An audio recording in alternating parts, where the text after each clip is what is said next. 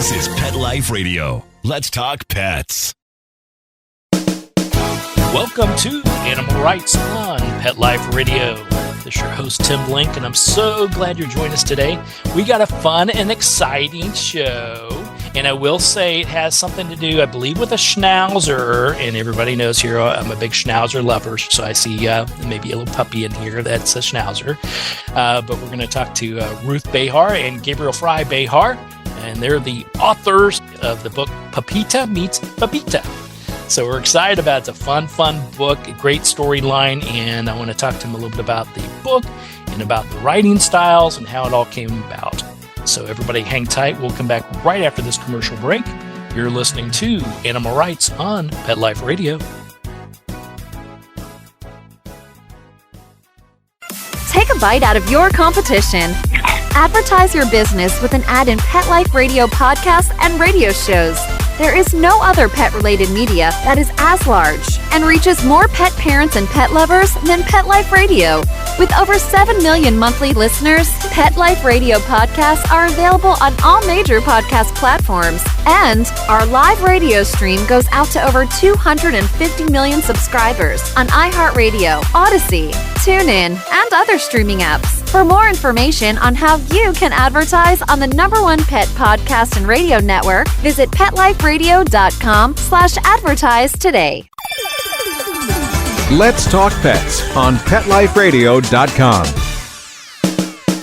Welcome back to Animal Rights on Pet Life Radio. And joining us now is authors and a whole list of awards and massive popularity here. Ruth Behar, Gabriel Frye-Behar, welcome to the show. Thank you. It's so nice to be here. Yeah, it's great to have you guys on board. I want to talk a little bit about the book, and the book is called Pepita Meets Bebita. So tell us a little bit about, we'll start with Ruth. Tell us a little bit about the book and the storyline, and we'll sort of take it from there. Definitely. Well, it's a book that Gabriel and I wrote together. It's a mother-son production. And we decided to write it because our lives changed dramatically at the end of 2020 when Gabriel became a dad and I became a grandmother. Congratulations. He became a papi and I became an abuelita or an abuela. And so we were very excited, of course. But we were noticing that our lovely dog, or really Gabriel and his wife's dog, I'm just like, I just get to visit with their dog. But their lovely dog was looking very confused and wondering what was happening because she was used to being the baby of the family, and suddenly there was this other baby and she was getting all the attention. And so our Pepita was just looking like a little sad about all this. And so we were living that experience and decided we'd write a book about it. That's a great thing. Now, Gabriel, is it a schnauzer or a terrier or a mix? So the real life dog was a rescue, a total mystery mix. They told us she was presumed to have a Chihuahua mom. And then we did a DNA test and it confirmed that seemingly. And then the other side is just pure terrier, poodle, schnauzer, just kind of like all of the above. But then I think the illustrator, I think she did end up making it more of a kind of a schnauzer mix. So less of a kind of like, like rescue mix than the real life dog that the story was inspired by. There you go. Yeah.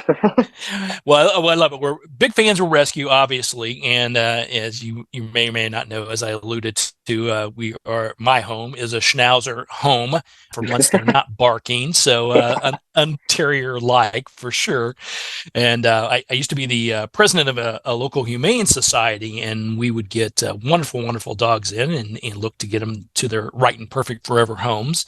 And I will admit, at times, it was like a stab at, well, it kind of is a schnauzer, kind of, and so we basically would wait till the new adopters would come to the facility or come to one of our events, and they would say, well, I've been looking for a Chihuahua. Oh, well, we've got one right here.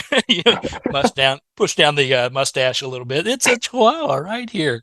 To add on to what my mom had said, I mean, the inspiration, when we adopted our dog, from the rescue. She was very, very young. I think the exact like legal age in New York is something like 8 to 10 weeks. Mhm. And the rescue had gotten a few like siblings, and so they needed to kind of like find homes for them as quickly as possible. So that was why there was kind of like an unknown about what she would be. But it also meant that like for her, we really were like, for air quotes, like surrogate parents. Because we've had her since she was really like a puppy, which I think was part of why the shock of another baby coming into the coming into the house was something where she was, I don't know, like I feel like my mom and I have had different opinions on this. Like I don't know that she was sad per se, more that she was like, wait, this is like different. And it was just such a big adjustment to her baseline that she was like extremely confused, obviously. So that was what we were trying to capture, is just that moment of like, oh, whoa, like, life is good, life is normal. And then suddenly, a completely unexpected new sibling enters the picture, and then how that then changes everybody's place in the family. Absolutely. So was this anticipated, or was this something you figured out the dog would figure it out, or, how did that come about? It was definitely, we assumed that, so our real dog's name is Eloise. Eloise, okay.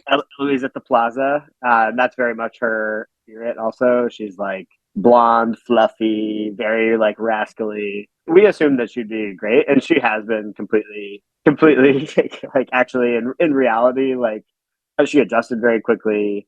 She loves playing with kids. She's always loved kids. So that gave us a lot of confidence that she'd be ultimately like totally happy to have human babies crawling around. So she adjusted in the reality of like our small New York City apartment. She adjusted remarkably quickly. But obviously, like when my mom was visiting that first week or so, especially in the way that a dog can be so expressive with just like the most minimal shifts of her eyebrows raising, lowering, looking away, slowly walking into the room, and then having that expression on their face where they're like, oh, okay, I guess this is baby time, and then turning around and just slowly walking out of the room. Like all of that told so many stories so elegantly and quickly that it's very memorable to be there. Yeah, absolutely. Well, it's a big adjustment for everyone, four-legged ones and two-legged ones for sure. So, Ruth, how did the concept of the particular type of book? Because obviously you've been a prize-winning author, you've written several middle-aged youth books, etc., and you're a professor. So, how did the decision come about saying, okay, the biggest impact or the biggest joy in writing the book would be to put it in more of a young version of the book with a lot of great illustrations? Yeah, that's such a good question. Well, I had written a previous picture book, my first picture book, Tia Fortuna's New Home. So I had just kind of gotten into the genre of writing a text for a picture book, and had really loved it, had loved working with the artist and, creating a text that then an artist just decides, how they're going to make it come alive with pictures. And I just enjoyed that experience so much. And when we started writing this, it just seemed like a picture book was the right genre. We'd be able to tell it from Pepita's point of view, right? So that was like the first decision that we made with the book. It's like, we're going to tell it from the dog's point of view, because it could have been from one of the mom or the dad or the grandparents, right? It could have been from any number of points of view, or the baby's point of view for that matter. But we thought, no, it's going to be Pepita's point of view. We want the dog to tell the story. And it just seemed like a picture book would be perfect. We were kind of imagining these like cute pictures that would accompany the text. And it just seemed like the right way to go. We thought it would be very vivid and kind of seeing everything from the dog's point of view, what the dog sees, what the dog feels. And it just seemed like the right genre. And it was also something that we could do together. I could write a paragraph and then Gabriel could write a paragraph. We just were very complementary. Also, and Gabriel comes from a filmmaking background, and I come from anthropology and creative writing background. So we were also just very complementary with each other. Gabriel was really good sometimes at cutting things I wrote, because he comes from a film background. He'd go, no, cut that. We don't need but it made sense because he comes from film, and so he understands like words that aren't needed on the page because the art is going to tell us that part of the story. So I think it was exactly the right genre for us to work in together, because I'd written that previous book and enjoyed the experience. And Gabriel, coming from a filmmaking experience, had a really good sense of how words and images can work together. Yeah, absolutely. And it does a brilliant job of that. So big kudos on that for sure. And you talk about words. Now, there's a kind of what I'll call a unique twist, a plot line twist, Gabriel, we'll call it here. And the words in the book, tell us a little bit about that, because it's not all English. Yeah, that was very important for us to try to make it like multicultural, to try to bring in our Cuban American heritage so that the characters, obviously it's a universal experience having kids and having a pet like a dog. On top of that, though, we wanted to be able to bring in that background so that the story had as much kind of specificity and texture as possible. And then on top of that, obviously, once you have kids, there's the feeling of wanting to pass on another language. So in our case, Spanish, which my mom obviously is a native Spanish speaker. I grew up learning it at home from her and from my Cuban grandparents. So figuring out a way to bring in a little bit of Spanglish so that kids that may not already have that background can start to learn how some of the words that we say in English could be said in Spanish. And then on top of that, also, I think it's fun to imagine obviously the story from the point of view of the dog, but more specifically the point of view of like a bilingual multicultural family, so that the specificity of that framing can kind of hopefully show people something about a culture that they're maybe not familiar with. So that was part of our thinking with it. Yeah. Well, I think it's great in the back of the book is a one page of those words that are included in the main text of the book itself. So I thought that was brilliant. And I love how you phrased that and how the thought pattern was that, children are going to be reading this, and now they have a reference, a quick, easy reference, and go back to the back of the book and see what these words are. And if their family is not skilled enough to speak Spanish, then they can get one up on their mom and dad. So it works out real well for the kid, that's for sure. So I love that. And my mother-in-law, she is originally from Panama, and she still, I wouldn't say she's fluent, but she can speak some of the words, and she still throws out some of those words like mira. She's trying to get my attention on something. Usually it's boca grande or grande boca, however you want to put it. But anyway, I just love how it flows like that, because I was expecting, I know the book came out in an all Spanish version too, correct? Yes. It came out simultaneously in Spanish and this more bilingual version. I love that flow and the learning opportunities that come along with the book, as well as the pictures themselves. So big kudos on that. Thank you. I should add that, it's not just the family that's bilingual, but so is the dog. Pepita knows Spanish. That's right. So even though it's a terrier, which is sort of a German heritage, we didn't go down that route. But hey, there's another idea for a book. We can spin this off a little bit. But anyway, just full of all kinds of great ideas. So this is correct me if I'm wrong, this is your first book together, working together. And I love how you said, Ruth, you said you divide it, like you would write a chapter and Gabriel would write a chapter. But how was the flow, without getting into family squabbles on the air here? But how was that flow? How did that work? Because, and also, I know I'll sound old school here, but the distance, because Ruth, you're now in Michigan, right? And Gabriel, you're in New York. Now, I know there's this thing called the internet. I'm not totally old school. I'm not climbing a telephone pole and talking to people.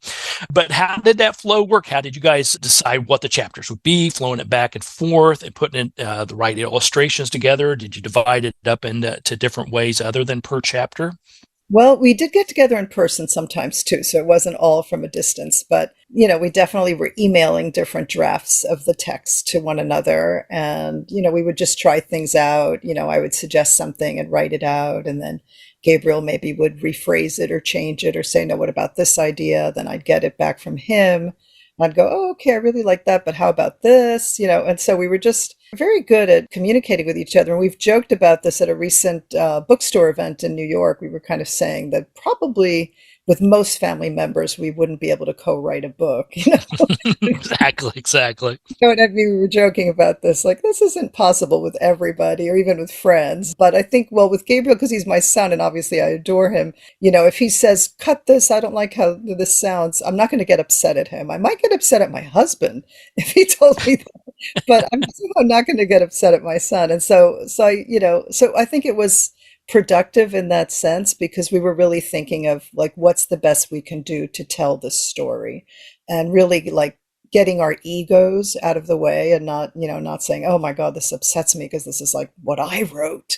We didn't do that because I think we really like what's the best way that we can tell this story. As Gabriel said, how do we thread in the Spanish so that feels graceful? How do we move the story forward? The pacing. We knew that Pepita was going to have to do something awful at some point, to have, the mom get upset at her and see what happens next. So we knew there was going to be a kind of crisis in the story, but we weren't sure exactly what that was going to be. And so, we worked that out as the story evolved.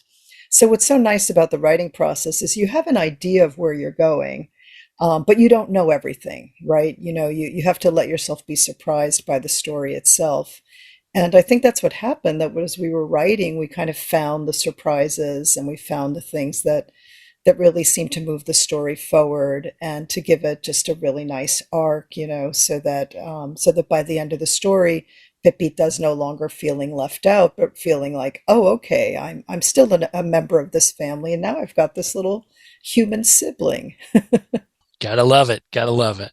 All right. We're going to take a quick commercial break. We'll come back right after this break, continue our conversation with Ruth Behar and Gabriel Frye-Behar about the wonderful, wonderful book, Pepita Meets Bebita. And I want to talk to them a little bit about the writing styles and also how their background, professional background as a writer professor and also a film expert, a filmmaker writer, how that helped or how it hindered the situation. So everybody hang tight. We'll come back right after this break. You're listening to Animal Rights on Pet Life Radio.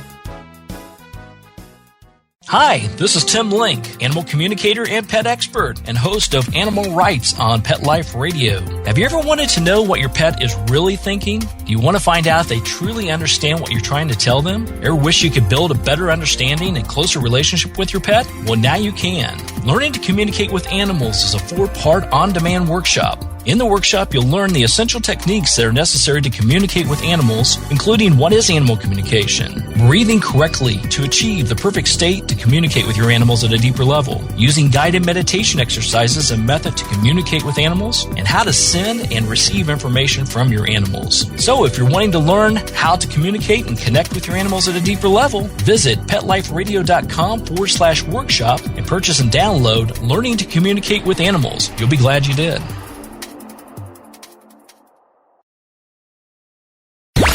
Let's talk pets Let's talk pets on Pet Life Radio. Pet Life Radio. PetLifeRadio.com.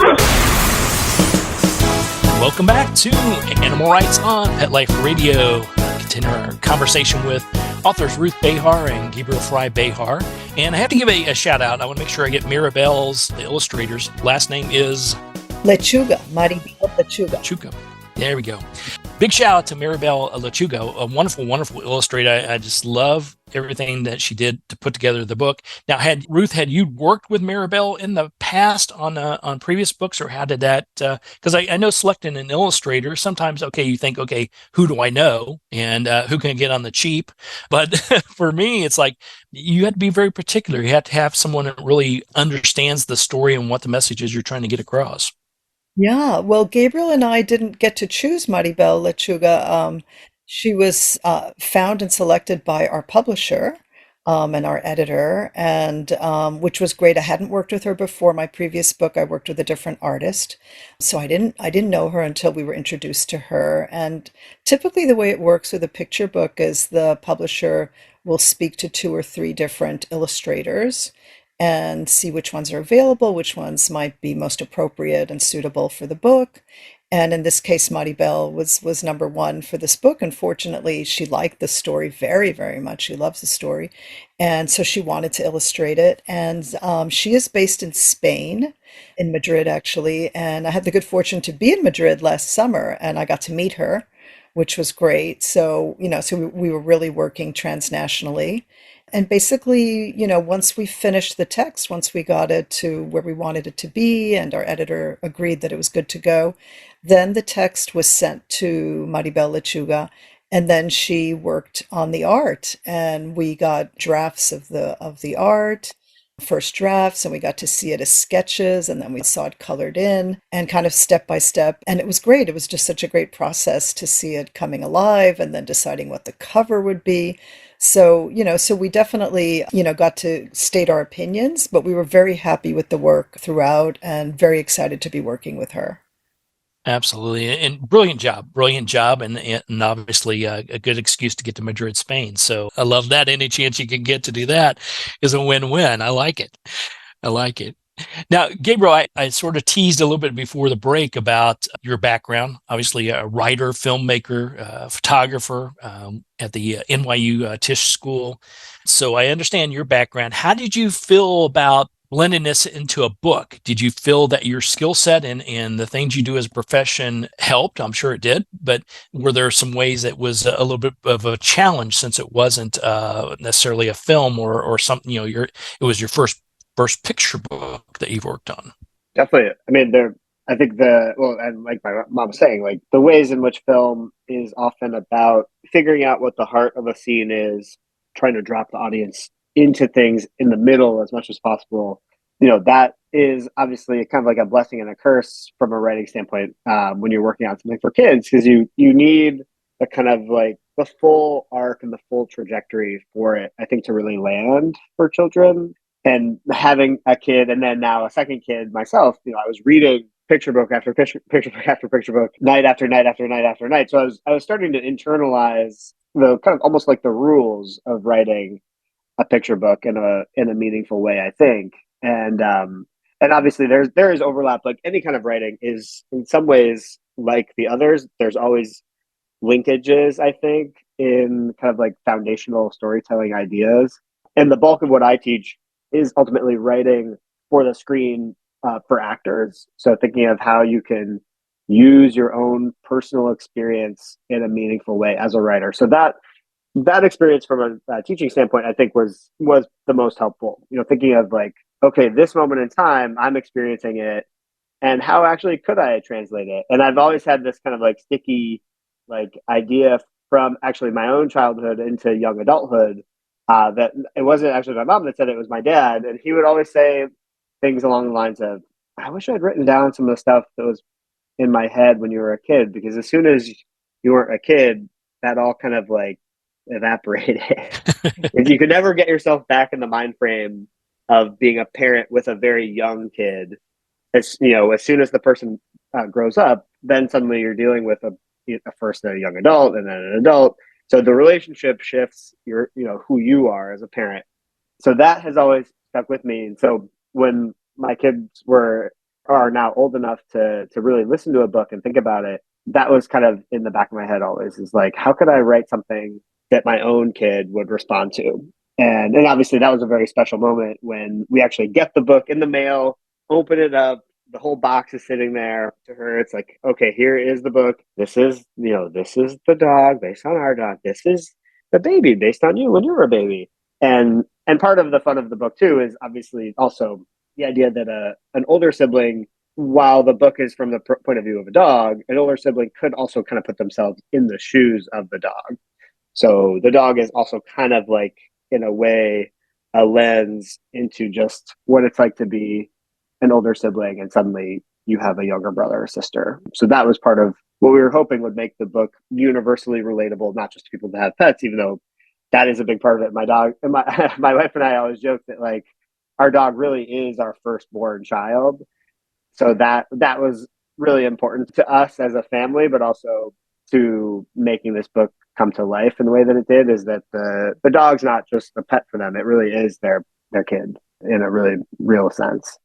So anyway, so that's all the stuff that was kind of going through my head. But professionally, the big challenge with a picture book ultimately is just it's extremely concise, even by film standards. You have under 1,000 words usually. Oftentimes the shorter the better, 800, 600 words. So you really have to figure out how to tell a full story with a beginning, middle, and end that hopefully does land a real kind of like emotionally significant kind of like final beat. And at the same time, how do you do that as quickly as possible without the story feeling rushed? That was tough. And that was really what I think the bulk of our work together focused on, was and showing each other drafts, coming up with ideas, figuring out how you really shrink the actual word count without shrinking the story. So that was the big challenge. Absolutely. So when the book came across, that your daughter's the oldest, correct? Yeah, I've got two girls, almost 3-year-old, and now we are fully in the real kind of like this is. I assume this to be one of the more intense moments of parenting that you get in your whole life. A 3-year-old, but still two, definitely still very two, and then an 8-month-old who is actually starting to really, there's such a transformative moment when you go from that 6, 7, and then 8-month moment where then suddenly you're seeing like real recognition in the eyes of a baby. So that's been amazing seeing that. So our younger one is really now, I think, getting closer to the point that the book ends at. So that's also kind of a fun thing to now like relive in real time as a parent with a second kid. Absolutely. And what a legacy. Now she can look at this, and both of them can look at this and have it for years to come and say, my dad did this, my abuela worked a puppy on this one. And I think that's fantastic. I know when my first book came out, at the time I had a young niece. I think she was about 5. And the idea of the book it wasn't a children or a picture book, so it really didn't grasp, she did. It's like, oh, it's a book. Okay. But when she saw me on one of the Good Day or Good Morning talk shows, making the rounds during the book tour, etc., then it all hit home. It's like, oh my gosh, my uncle's a superstar. It's like, well, not quite, but I am on this talk show. So it worked out all right. So Ruth and Gabriel, when people pick up a copy of the book, Pepita Meets Bebita, and it's going to be a lovely read multiple times over and over. What was the goal? What do you hope they get from it? Is there an end result where if you're at a book signing event, someone says something to you, you're like, that's exactly what I was trying to accomplish here? Well, I think it's just the idea of cariño, which is a word that we use in Spanish in the book. Cariño, which means love, but it's sort of more than love. It's love, it's affection, it's staying together. All of that cariño just has like care. like care, caring and loving. It's sort of both. It's such a beautiful word in Spanish, cariño with the ñ and everything. And so I think we wanted to, or at least as I see it, Gabriel, like we really wanted to communicate the idea of love, that we can expand the family and all love each other, that Pepita, no, don't worry, we're not going to stop loving you because we now have another baby in the family. We like the heart is big enough to love many in a family. So I think that was one of the ideas that was in my mind, that that the heart can get bigger, like there's more of us, so the heart will grow a little bit more and have more space to love. So that was definitely one of the things that we were thinking about in cariño, in that double sense of love and care. Yeah. I love it. Well, I love the message. I know there are many families, just like your family, Gabriel, that have experienced this or are about to experience this. So this will give them a little bit of a leg up. And the message of love and caring does definitely come through in the book. So big kudos. Congratulations to you both. Thank you. Thank you so much. Where can our fans find out more about you and events, any activities you got going on? How's the best way to follow you? Best way, I think, is our websites, and we're on Instagram as well. I think that's the best way. Gabriel, what do you think? Yeah. You're at ruthbehar.com and I'm at gabrielfrye-behar.com. And then, our Instagrams are both our names. And then and also the Penguin Random House website has obviously both a link to the book itself and then also has an events page. So the publicly posted events are there. So we were just at the Brooklyn Book Festival or 2 weekends ago. Yeah. And then my mom will be at the Boston Book Fair and then the Miami Book Fair as well. Pardon? Sorry, October 21st, I'll be at the Boston Book Fair representing the two of us and Pepita, the three of us, I guess, in Boston. And then we'll be at the Miami Book Fair as well, which is around, I think it's around November 18th or so, right around that time. We plan to be there as well. Fantastic. Well, we'll share that out to all the fans. And if you guys are in those areas, definitely go by and say hello. I don't know what that is in Spanish. Yeah. Hola. That's what I thought. I was afraid to say it. Never be afraid, Tim. Never be afraid. So wonderful, wonderful. So everybody pick up a copy of the book. Once again, it's Pepita Meets Bebita by Ruth Behar and Gabriel Frye-Behar. Both of you, thanks so much for coming on the show. We appreciate it. Great work, and we'll look forward to speaking with you both. Hopefully, we got more books planned. I'm full of ideas, so just drop me a line. I'll give you some ideas. We'll look forward to talking to you again real soon. Thank you so much. Thank you so much. Well, we're coming to the end of the show today. I want to thank everyone for listening to Animal Rights on Pet Life Radio. I want to thank the sponsors and producers for making this show possible. If you have any ideas, comments, or people you want to see on the show, drop us a line. You can go to PetLifeRadio.com, and we will do our best to answer your questions, entertain your comments, and bring on the people you want to hear from most. And while you're there, check out all the other wonderful hosts and shows on Pet Life Radio. It's a cornucopia of great entertainment. So once again, it's PetLifeRadio.com. So until next time, write a great story about the animals in your life, and who knows, you may be the next guest on Animal Rights on Pet Life Radio. Have a great day. Let's Talk Pets, every week on demand, only on PetLifeRadio.com.